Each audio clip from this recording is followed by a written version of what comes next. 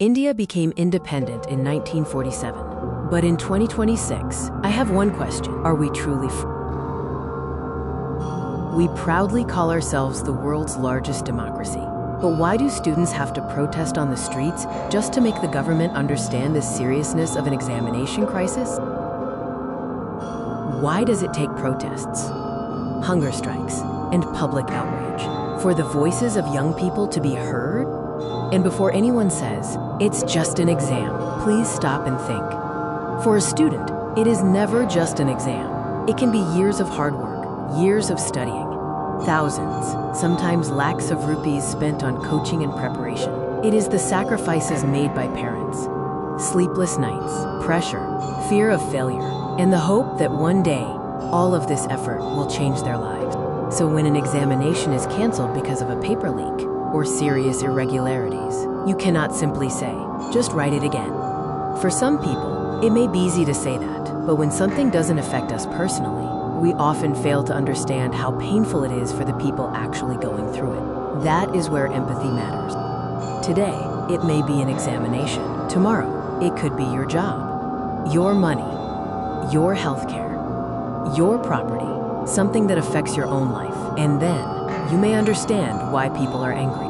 The NEET-UG 2026 examination was canceled after serious concerns over the integrity of the examination process, including an alleged paper leak. Around 22 lakh candidates were affected. A re-examination was ordered. A CBI investigation was also initiated. Now ask yourself, how did this happen? Who was responsible for securing the examination? Who was responsible for protecting the question paper? And who is accountable? When the system fails, the government is not just an institution that conducts examinations. It is responsible for ensuring that the system is fair.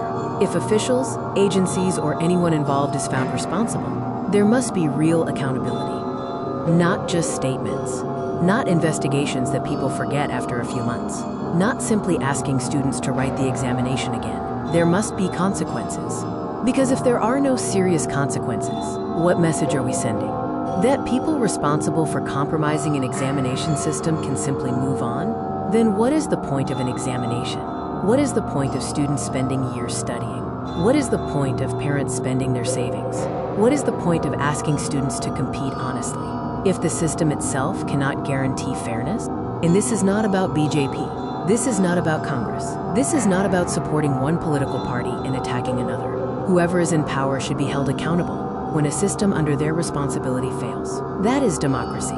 Supporting a government does not mean blindly defending everything it does. And criticizing a government does not automatically mean hating the country. Sometimes, questioning the government is exactly what citizens are supposed to do. Because democracy is not just about voting once every few years. Democracy is also about being able to question those in power. It is about accountability. It is about listening to people. And it is about protecting the rights of ordinary citizens.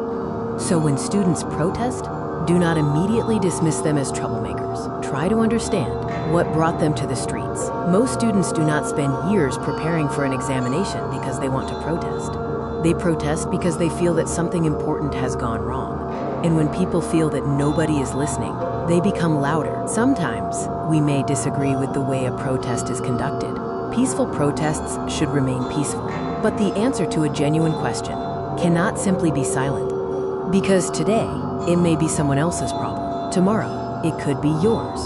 So before judging people who are protesting, try to understand what they have lost. Try to understand what they have invested. Try to understand what is at stake. And most importantly, try to be empathetic. Because a country cannot truly call itself strong when its young people have to fight just to be heard.